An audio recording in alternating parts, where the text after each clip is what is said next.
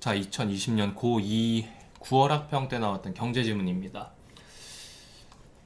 총 6문제가 있는데 그 중에서 네 번째, 그리고 어휘 문제를 제외하면 5문제 중에 네 번째입니다. 거의 끝부분에 있는 문제라서 뒤쪽에서 풀었을 가능성이 되게 높아요. 이 앞에 것들을 먼저 풀려고 하고, 하지만 그게 아니에요. 저는 항상 제가 이야기를 했죠. 지문을 처음 봤을 때, 문제를 쓱 훑어보고 지문을 쓱 봤을 때 어디에서 어떤 문제가 나왔는지를 보면서 설계를 하라고 이야기를 했습니다. 물론 우리는 이제 정규로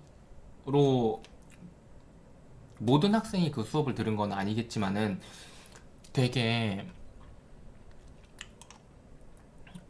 유도리 있게 머리를 잘 굴려야 돼요. 이 문제는 이 지문에서 처음 풀어야 될 문제예요. 일단 지문 부분을 살짝 띄워보고 이야기를 해보면, 지문 여기서 여기까지, 여기서부터 여기까지죠. 처음 부분에 A라고 괄호가 되어 있고, 이걸 보자마자 A는 어디 나와 있는가를 확인하셨어야 돼요. 그래서 그 문제를 확인을 하고, 보기 문제임에도 불구하고 왜 이걸 제일 먼저 풀어야 되나. 제가 1문단은 뭐라 그랬죠? 서론이라 그랬습니다. 1문단은 그 지문에 대한 내용을 소개하는 기본적인 개념을 알려주는 경우가 많다 그랬어요. 그래서 반드시 정독을 하셔야 된다 그랬어요. 그러면 무조건 정독을 해야 된단 말이죠. 그리고 최대한 늘리면은 2문단 정도까지 서론이 될 수 있다고 이야기를 했어요. 그쵸? 그런데 여기는 이렇게 묶어놨단 말이죠. 그렇다는 말은 이 부분이 서론이라고 생각하셔도, 간주하셔도 된다는 의미예요. 서론 부분은 뭐 하라 그랬죠? 정독. 정독하면서 문제를 풀었을 경우 제일 좋죠. 그래서 얘를 풀면서 어떤 문제 정답이 명확하게 나오겠느냐라고 생각을 했을 때 이 녀석의 정답이 나온다는 겁니다. 물론 이걸 읽어가면서 내용일치 문제의 선지를 같이 없애갈 수도 있는 거고요. 그 와중에 지문 흐름에 대해서 어느 정도의 감을 잡을 수도 있는 거고요. 하지만 이것이 중요한 게 아니고 최우선은 이 문제라는 거죠. 왜일까? 생각을 해보면, 보세요. 문단을 정리해보면 이래요.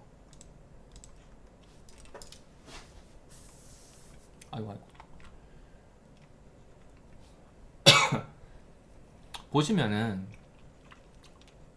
여기는 명시를 해놓진 않았지만 가계, 기업, 정부 이 세 개의, 한 국가의 세 개의 경제 주체, 기본적인 경제 주체 중에서 가계, 특히 가계를 세분화하면은 일반적인 소비자, 상품 소비자의 의사결정이 생깁니다. 그리고 기업 같은 경우에는 상품 생산자죠. 여기까지가 미시경제 영역이고, 정부의 의사결정은 거시경제 영역이에요. 여기는 그것까진 이야기를 하고 있지 않아요. 그래서 읽어보면 A 부분은 결국 뭐에 대한 이야기냐? 바로 이 소비자의 합리적인 의사결정에 대한 이야기이고요. 이 A 부분을 넘어선 이 다음 부분은 기업의 의사결정에 대한 이야기인 거예요. 그래서 용어들이 비슷하기도 하고 다르기도 해요. 하지만 의미하는 바는 굉장히 흡사합니다. 결과적으로는 그 한계라는 개념을 이해를 하셔야 된다는 건데, 보시면은 동그라미를 어디다 쳐야 되죠? 순편익, 그리고 편익, 그리고 비용, 그리고 암묵적 비용, 명시적 비용까지 동그라미를 치셔도 되고, 얘네는 비용 안에 이미 포함되어 있는 개념이기 때문에 뭐 체크만 하셔도 될 겁니다. 요 정도. 그리고 순편익 이야기를 했고, 여기 다시 나왔으니까 굳이 동그라미 칠 필요는 없고요. 그리고 한계 편익, 한계 비용, 요 녀석들도 이해를 해주셔야겠죠. 결국 순편익, 편익, 비용, 한계 편익, 한계 비용이라는 5가지의 개념을 조합해가지고 머릿속에서 이해를 하셔야 되는 거예요. 근데 이런 것 같은 경우는 미리 알고 있으면 훨씬 좋겠죠. 그리고 미리 알 수도 있겠죠. 경제에서 굉장히 기본적인 개념 중에 하나라서. 그래서 이거에 대해서 설명을 해드려야 되는데, 아래쪽 예시를 가지고 설명을 할게요. 아래쪽 문제를 가지고 순편익, 편익, 비용, 한계 편익, 한계 비용. 자, 여기다 씁시다. 순편익 그냥 일단 쓸 거예요.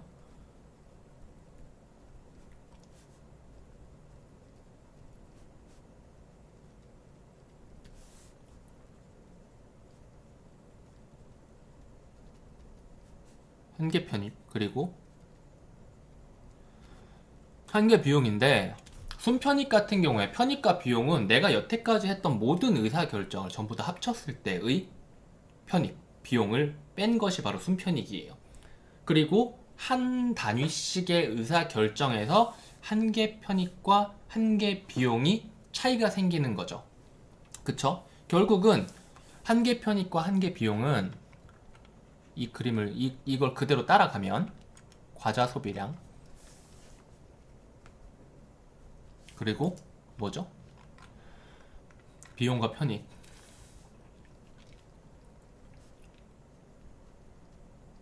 이 이후에 순편익이라는 게 있고, 이 뒤에 한계 편익, 비용 편익으로 순서대로 했으니까 한계 비용, 한계 편익까지 표를 만들 수가 있습니다. 과자 0, 1, 2, 3 3개까지죠.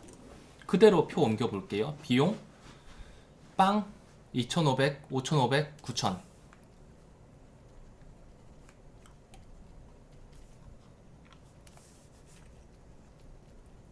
그리고 편익 빵 4,000, 7,500, 9,500.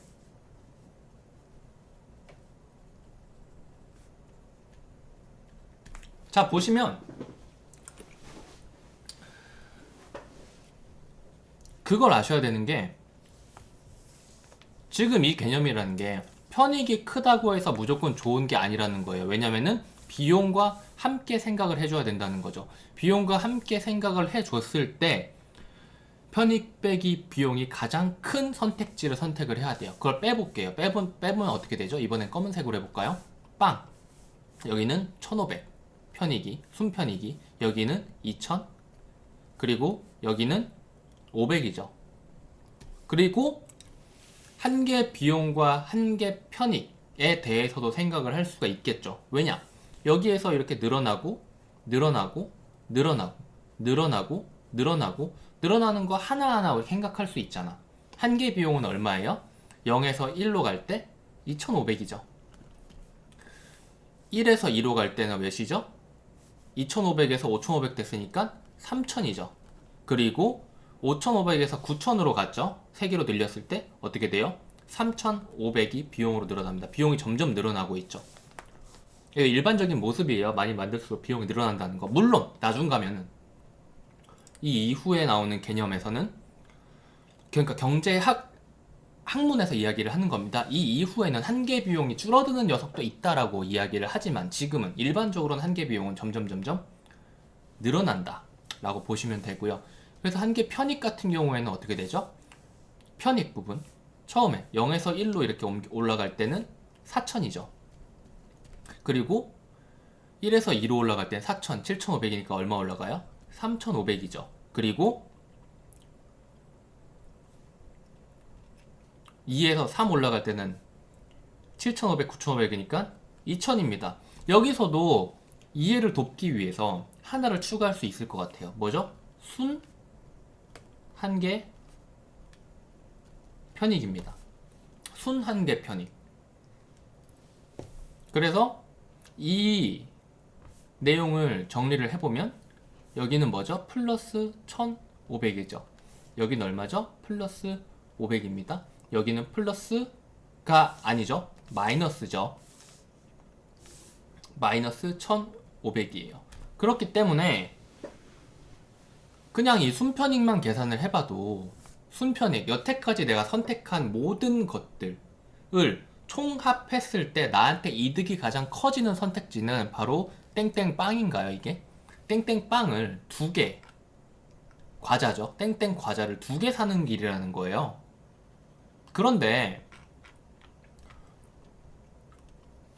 이걸 한계 비용과 한계 편익의 관점에서 보면, 순 한계 편익이 점점점 늘어나다가 마이너스 되기 직전인 바로 0, 2, 3 0, 1, 2, 3에서 2개를 구매했을 때까지 순 한계 편익이 존재하죠. 양의 수로. 그리고 세 개째 마이너스가 됩니다. 오히려 손해를 본다는 거예요. 그래서 한 개씩을 구매하는 기준으로 보면 바로 두 개까지를 구매하는 게 이런 한 개 비용, 한 개 편익 혹은 비용과 편익 이것들을 전부 다 더한 것이 이 비용이고 총 비용과 총 편익이라고 보셔도 돼요. 1까지의 총비용 총편익, 2까지의 총비용 총편익, 3까지의 총비용 총편익이에요. 이 둘을 빼주고 더하고 빼준 것이 바로 순편익인데 이게 순 한 개 편익을 모두 더했을 때 똑같죠. 1500, 1500. 1500 더하기 500은 2000, 여기 2000이죠. 이런 식으로 결국 비용과 편익이라는 것은 한 개 비용을 더한 것, 그때까지 한 개 비용을 더한 것, 그때까지 한 개 편익을 더한 것이 곧 비용과 편익인 거고 이 둘을 빼준 것은 당연히 그때까지 한 개 비용을 더한 것과 그때까지 편익을 더한 것의 차이겠죠. 순편익이란.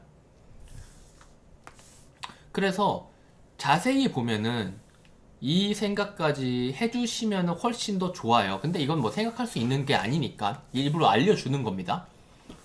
하지만 지문 보고 우리가 해결할 수 있는 부분은 딱 여기까지예요. 순편익이라는 개념을 내는 거. 이렇게 해서 순편익이 이 중에서 무엇이 최대가 되겠는가라고 했을 때 이거를 선택하는 것이 합리적인 의사결정이다 라고 이야기를 하는 거예요. 이 생각으로 보면 순편익은 3개 살 때보다 1개 살 때 더 크겠죠. 당연히. 얼마였어요? 1500이랑 500 차이죠. 1000원이나 더 이득이네요. 하나를 살 때. 그리고 2번 갑이 과자 소비량을 합리적으로 선택하여 과자를 샀다면 음료수 1개 값이 남는다? 이게 뭐죠? 이게 내가 낸 돈이 아니에요. 하나에 1000원짜리 샀는데 이만큼의 편익이 생기고 이만큼의 그 암묵적 비용, 내가 이걸 안 사고 알바했으면 얼마나 더 벌었을까? 이것까지 계산한 비용이 이건 거예요. 그것까지 비용으로 쳤을 때 그렇잖아.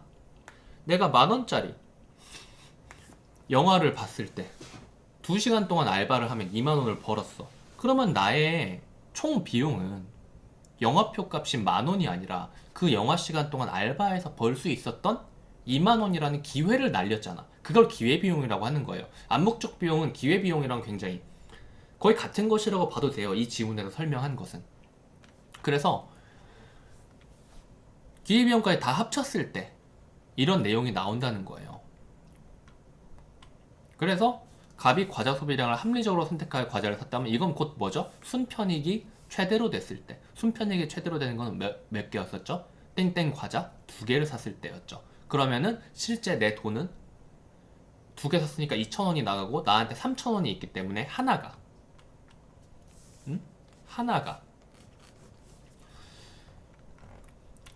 남는 거죠. 하나에 대한 비용이 돈이 남는 거죠. 하나를 더 살 수가 있는 거죠. 그래서 음료수 하나를 살 수가 있다. 맞다. 3번 갑이 과자 소비량을 0개에서 1개씩 늘릴 때마다 하나씩 늘릴 때마다 얻는 한 개 편익은 점점 줄어들겠군.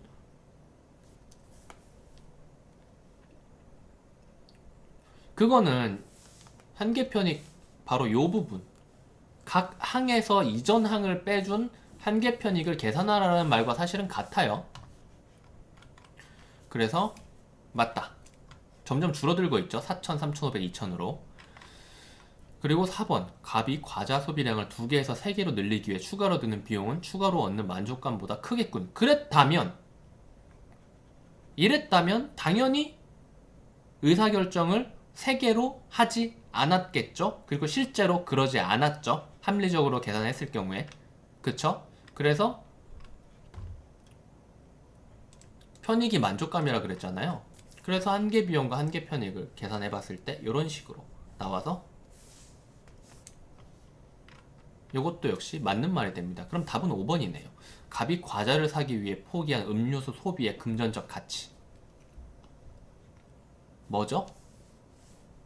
그리고 과자를 구입하는 개수가 늘어날수록 점점 작아지겠군. 이거 뭐죠?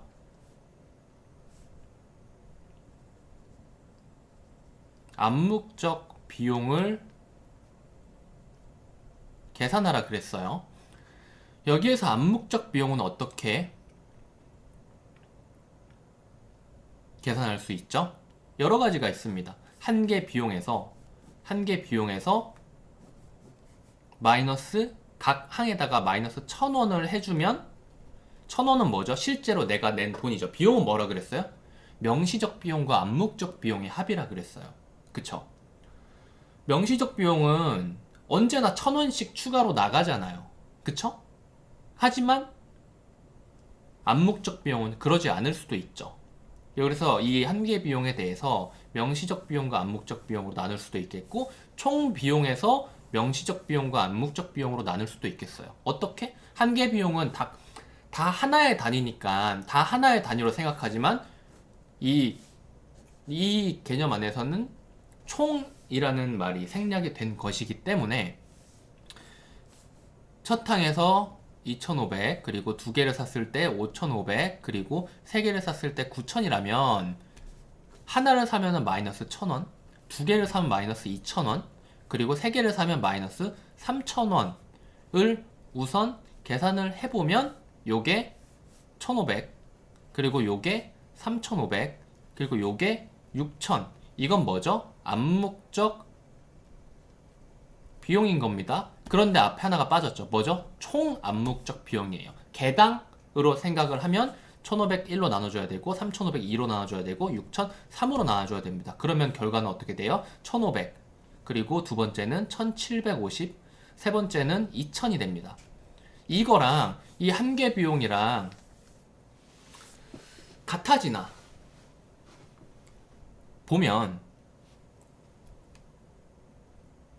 보시면은 한 개 비용은 어떤 식으로 잰다 그랬어요? 이 암묵적 비용만 계산을 했을 때 처음에 1,000원 빼고, 두 번째 또 1,000원 빼고, 세 번째도 1,000원 빼면 되겠죠. 어떻게 돼요? 1,500, 그리고 2,000, 그리고 2,500. 두 개가 다르네요. 그쵸? 왜 그럴까요? 이거는 증가할 때 하나하나를 계산한 건데 얘는 전부 다 합친 다음에 나눠준 거잖아요. 그럼 얘도 그렇게 할 수 있겠죠. 어떻게 돼요? 어떻게 하면 돼요?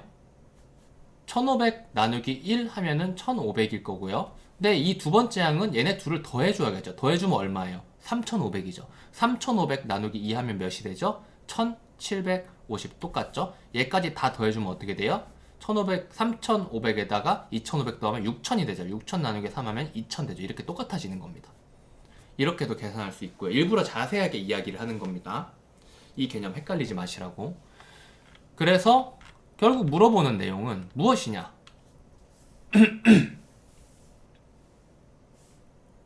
과자를 구입하는 개수가 늘어날수록 암묵적 비용이 점점 늘어나겠는가? 라고 하지만 사실상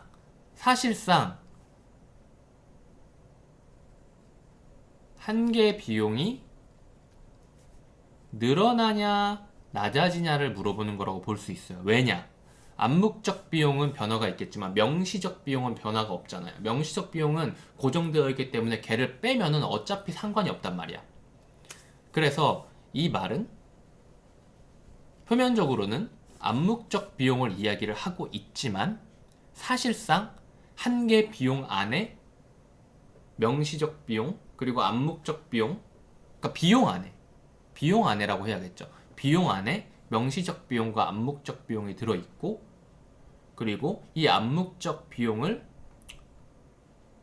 계산할 수 있는가를 물어보는 건 비슷하네요. 이렇게 보셔도 되고 한 개 비용적인 측면에서 보셔도 되고. 근데 두 번째가 좀 어렵죠. 하지만 두 번째를 이해를 하셔야 됩니다. 왜냐면은 한 개 비용 이야기는 정말 많이 나오지만 암묵적 비용은 이야기가 많이 안 나와요. 그래서 이렇게 자세하게 설명을 한 겁니다. 그래서 여기서 어디까지만 알면은 될까를 생각을 한다면 다시 정해드리면은 결국은 이 순편익 쪽만 아시고 여기에 한 개 개념을 적용할 수가 있고 여기에서 명시적 비용과 암묵적 비용을 나누실 수 있다면은 이 문제는 오케이인 겁니다. 결과적으로는 이 개념들 전부 다 사용을 했죠. 설명을 드렸고요. 이 문제는 여기까지 하면 되겠습니다.